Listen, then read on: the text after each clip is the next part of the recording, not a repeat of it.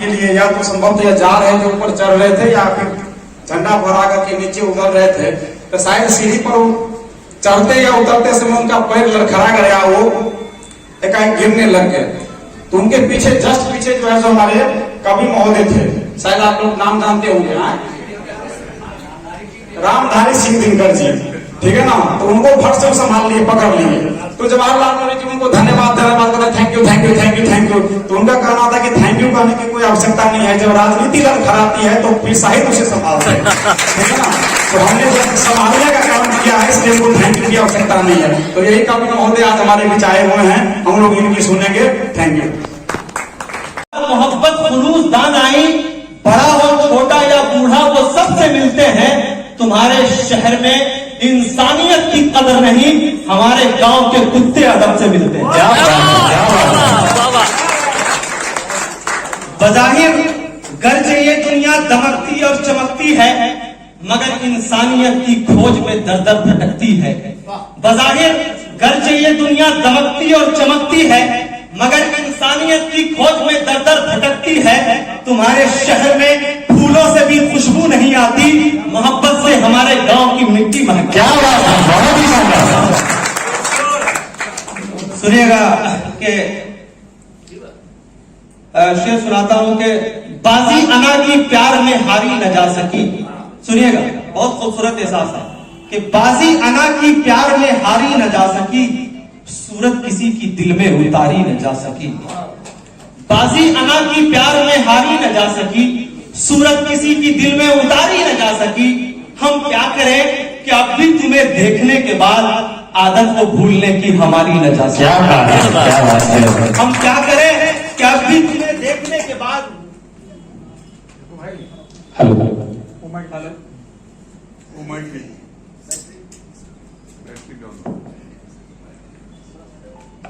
Mic की भी आदत नहीं जाती है ना। हाँ, इसकी भी आदत नहीं जाती है, बेचारा अपनी फितरत से परेशान है। तो आदत को भूलने की हमारी न जा सकी, खिड़की किसी की गुस्से में क्या बंद हो गई। सुनना मिश्रा और ये नौजवान बच्चे, हमारे दोस्त भाई लोग, और जो ज़ईफ और बूढ़े लोग हैं, वो अपने 40 साल पुराने जमाने को याद करके खुश हो सकते हैं।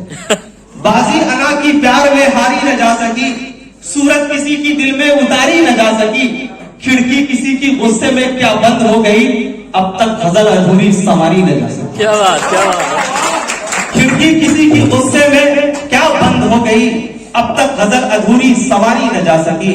और सुनिएगा कि चंद मिसरे मैं चाहता हूं कि कुछ तरन्नुम में सुना दो, उसके बाद बिल्कुल मैं यही कहने वाला था आपसे।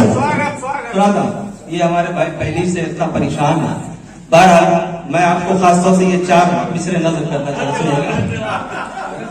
खूब ढूंढा तो फकत एक निशानी निकली, खूब ढूंढा तो फकत एक निशानी निकली, मेरी बुक में तेरी तस्वीर पुरानी निकली, मेरी बुक में तेरी तस्वीर पुरानी निकली।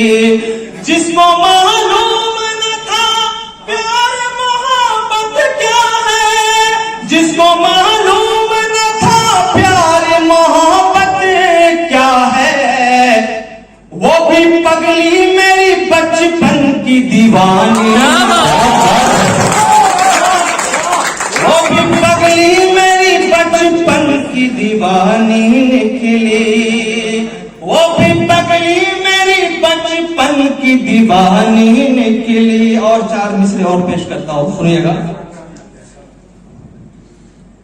झुका के पल के गिरा के जुल्फे, न जाने क्या क्या वो गा रही है।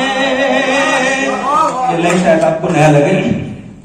झुका के पल के गिरा के जुल्फे, न जाने क्या क्या वो गा रही है, वो बन के खुशबू बड़े अदब से, वो बन के खुशबू बड़े अदब से हमारे अंदर समा रही है।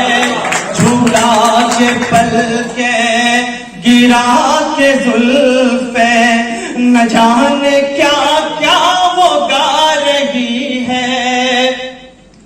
न कोई रिश्ता न कोई नाता कभी भी उसका रहा है मुझसे। न कोई रिश्ता न कोई नाता कभी भी उसका रहा है मुझसे। मगर वो पागल सी जिद्दी लड़की, मगर वो पागल सी जिद्दी लड़की मुझी को अपना बता रही है। झुका के पल के गिरा के जुल्फे न जाने क्या क्या वो गा रही है। बहुत शुक्रिया। यहाँ के मुख्य अतिथि विधायक जी, एसडीएम साहब, डीसीएलआर सर और बाकी जितने भी लोग हैं, सभी लोग हमसे बड़े हैं। मैं तो किसी का उतना नाम भी नहीं जानता, लेकिन हाँ, सम्मान की नजरों से सबको मैं उतने ही नजरों से देख रहा हूँ जितना मैं अपने माता पिता को देखता हूँ।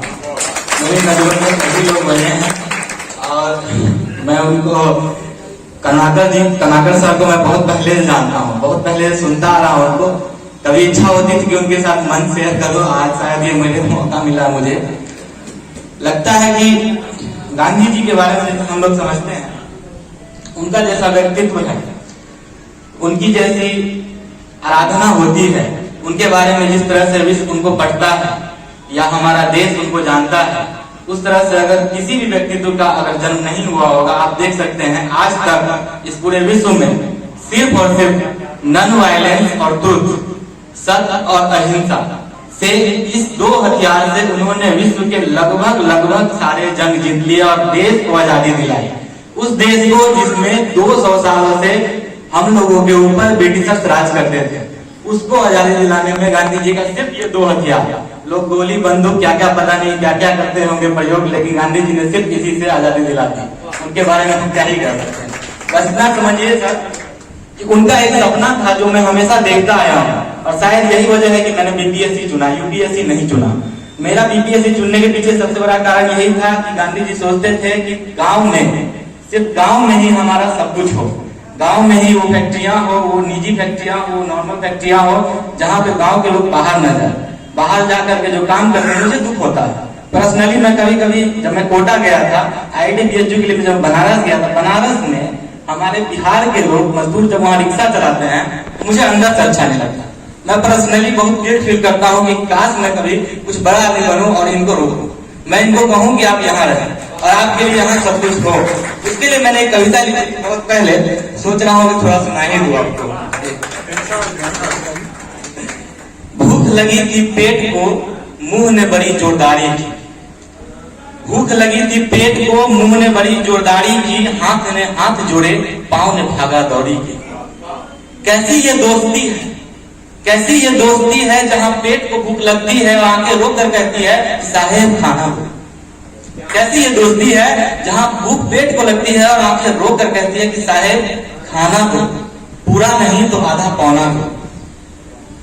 होठ हड़बड़ी में तब थरथराता है, सिर का भी तब सिर झुक जाता है, पर मैं मेहनत की रोटी खाऊंगा। देखिए ये गंभीरता और ये जो साहस और आत्मसम्मान को जो पहुंचाने वाली बात है, मैं मेहनत की रोटी खाऊंगा, पर मैं मेहनत की रोटी खाऊंगा, यूं न कभी सिर झुकाऊंगा। ये कहकर तब वो धैर्य तोड़ता है, शहर जाकर गांव छोड़ता है। घर छोड़ मकान बनाने को तैयार हो, घर छोड़ मकान बनाने को मजबूर हो, जाने कितने अपनों से दूर मजदूर हो, फिर भी वो लौट कर आता है, खेतों में जाकर फसल उगाता है। फसल का तो डूबना तय था, गंगा की नगरी में जो सब गंगामय था। कहते उस बेला को कुछ लोग बाढ़ है, पर मेरी मानो तो वो जीवन के पहले और मृत्यु के बाद है। पहुंचा अपने वो आत्मसम्मान को तब ठेस, आत्मनिर्भर हो पहन लेता हुआ मध्या की देश। ये होता है, ये मैं नहीं चाहता और ये होने नहीं दूंगा। अगर विथ माई ऑल पावर्स जो मुझे मिलेंगे उससे मैं कभी ऐसा नहीं रहूंगा। मैं जब महाराष्ट्र का डेटा सुनता हूँ कि महाराष्ट्र में किसान आत्महत्या कर रहे हैं, वो भी इसलिए आत्महत्या कर रहे हैं क्योंकि उनके खाना नहीं मिला। हाँ, ये मतलब कितना कॉन्फ्लिक्टिंग स्टेटमेंट है। अब ये सोच के देखिए कि जो खुद खाना आपके लिए फसल उगाते हैं उनको खाना नहीं मिल रहा, इसलिए वो आत्महत्या करेंगे। मतलब अपने आप में जो बाकी लोग सुन रहे हैं समाचार को, उनके लिए शर्म की बात है। मुझे शर्म आती है, मुझे पता नहीं अलग सा गुस्सा आता है, मैं उसे जाहिर नहीं कर पाता और कैसे करूं। मैं सोचता हूं कभी कि कुछ मौका मिलेगा, कभी कुछ बात मिलेगी तो शायद इसे रोकूंगा, और इसके लिए मैं बहुत प्रयत्नशील हूं और करता रहूंगा। इसी के साथ लगता है माहौल थोड़ा गंभीर हो गया है, इसलिए मैं एक छोटा सा बस एक पंक्ति सुनाता हूँ जहाँ आप मुस्कुरा देंगे कि तुम उस बबीता सी खूबसूरत हो, मैं उस पटांग का जेठालाल प्रिय। तुम उस बबीता सी खूबसूरत हो, मैं उस पटांग का जेठालाल प्रिय। तुम अद्भुत, अविश्वसनीय, अकल्पनीय, तमाम प्रिय, और मैं इंडिया पाकिस्तान की मैच का बवाल प्रिय। इसी के साथ मैं अपने वाणी को विराम देता हूँ। जय हिंद, बाकी सभी को धन्यवाद। थैंक यू, बहुत बहुत धन्यवाद।